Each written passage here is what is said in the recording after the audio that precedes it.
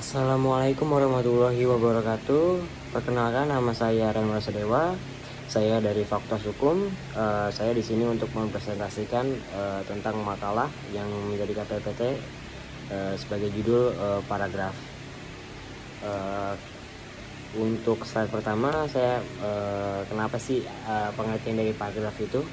Paragraf adalah suatu kumpulan dari satu kesatuan pikiran yang kedudukannya lebih tinggi serta lebih luas dari kalimat. Dapat diartikan pula, paragraf adalah bagian dari karangan yang terdiri dari beberapa kalimat yang berisikan tentang informasi dari penulis untuk membaca dengan pikiran utama sebagai pusatnya dan pikiran penjelas sebagai pendukungnya. Paragraf terdiri dari beberapa kalimat yang berhubungan antara yang satu dengan yang lain dalam suatu rangkaian yang menghasilkan sebuah informasi. Paragraf juga disebut sebagai penuangan ide dari penulis melalui beberapa kalimat yang berkaitan dan memiliki satu tema. Paragraf juga dapat disebut dengan karangan yang singkat. Untuk slide selanjutnya, apa sih struktur paragraf? Struktur paragraf itu ada 3. Yang pertama ada posisi paragraf, yang kedua ada batasan paragraf, yang ketiga ada kegunaan paragraf. Slide selanjutnya ada unsur-unsur paragraf. Ada empat unsur paragraf. Yang pertama adalah transisi, yang kedua kalimat topik, yang ketiga kalimat pengembang, yang keempat kalimat menegas atau kalimat penjelas. Untuk slide selanjutnya adalah syarat paragraf. Syarat paragraf itu ada satu kesatuan, yaitu semua kalimat yang membangun paragraf secara bersama-sama menyatakan suatu hal atau suatu tema tertentu. 2. Kepaduan adalah kekompakan hubungan antara suatu kalimat dan kalimat yang lain yang membentuk suatu paragraf kepaduan yang baik. Tetapi apabila hubungan timbal balik antar kalimat yang membangun paragraf itu baik, wajar dan mudah dipahami. Yang ketiga adalah kelengkapan. Ialah suatu paragraf yang berisi kalimat-kalimat penjelas yang cukup untuk menunjang kalimat topik. Yang keempat adalah panjang paragraf. Panjang paragraf pada setiap tulisan tidak sama, bergantung pada beberapa jauh atau dalamnya suatu bahasa dan tingkat pembaca yang menjadi sasaran. Yang kelima adalah pola susunan paragraf.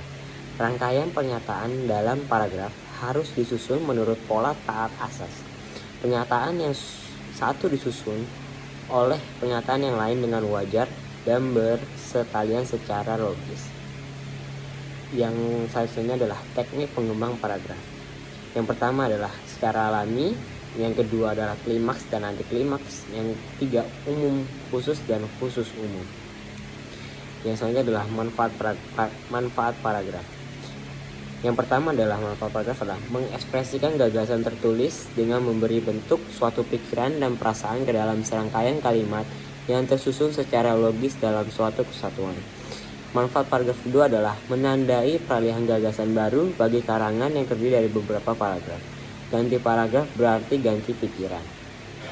Yang ketiga adalah untuk memudahkan pemrograman topik sebuah karangan dalam bentuk pemikiran yang lebih kecil.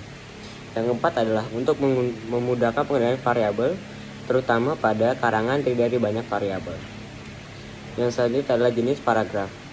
Berdasarkan latar dari pikiran utamanya, yang pertama adalah paragraf deduktif. Deduktif merupakan paragraf yang kalimat utamanya terletak di awal paragraf dan untuk kalimat penjelasnya diletakkan setelah kalimat utama. Yang kedua adalah paragraf induktif. Merupakan paragraf yang kalimat utamanya terletak di akhir paragraf dan kalimat penjelasnya terletak sebelum kalimat utamanya. Yang ketiga adalah paragraf campuran. Merupakan paragraf yang kalimat utamanya terletak di awal dan diakhiri paragraf, sedangkan kalimat penjelasnya berada di tengah-tengah paragraf. Berdasarkan jenis ceritanya, yakni satu paragraf narasi. Merupakan paragraf yang menceritakan suatu kejadian berdasarkan urutan waktunya. Paragraf narasi terdiri dari 2 jenis, yaitu narasi kejadian dan narasi runtut cerita. Yang kedua adalah paragraf eksposisi. Merupakan paragraf yang bertujuan untuk memaparkan, menyampaikan, juga menerangkan suatu topik kepada orang lain. Yang ketiga adalah paragraf argumentasi. Merupakan paragraf yang digunakan untuk menuangkan ide, gagasan, ataupun pendapat penulis yang disertai bukti dan juga fakta. Yang keempat adalah paragraf persuasi. Merupakan paragraf yang mempunyai tujuan untuk membujuk orang lain supaya melakukan sesuatu yang diinginkan oleh penulisnya. Selanjutnya adalah berdasarkan tujuannya. Yang pertama adalah paragraf pembuka. Paragraf pembuka memiliki sifat yang ringkas, menarik, dan bertugas mengingatkan pikiran pembaca kepada masalah yang akan diuraikan. Yang kedua adalah paragraf penghubung. Berisi inti masalah yang hendak disampaikan kepada pembaca. Secara fisik, paragraf ini lebih panjang daripada paragraf pembuka. Paragraf penghubung bergantung pola dari jenis karangannya. Yang ketiga adalah paragraf penutup. Berisi simpulan atau penegasan kembali mengenai hal-hal yang dianggap penting. Berdasarkan isi. Yang pertama adalah paragraf deskripsi. Ditandai dengan kalimat utama yang tidak tercantum secara nyata dan tema paragraf tersirat dalam keseluruhan paragraf. Biasanya dipakai untuk melakukan sesuatu hal, keadaan, situasi, dan cerita. Yang kedua adalah paragraf proses. Ditandai dengan tidak terdapatnya kalimat utama dan pikiran utama tersirat dalam kalimat-kalimat penjelas yang memaparkan urutan suatu kejadian atau proses, meliputi waktu, ruang, klimaks, dan anti klimaks. Ketiga adalah paragraf efektif. Adalah paragraf yang memenuhi ciri paragraf yang baik. Paragrafnya terdiri dari suatu pikiran utama dan lebih dari satu pikiran penjelas. Tidak boleh ada kalimat tumbang, harus ada koherensi antar kalimat.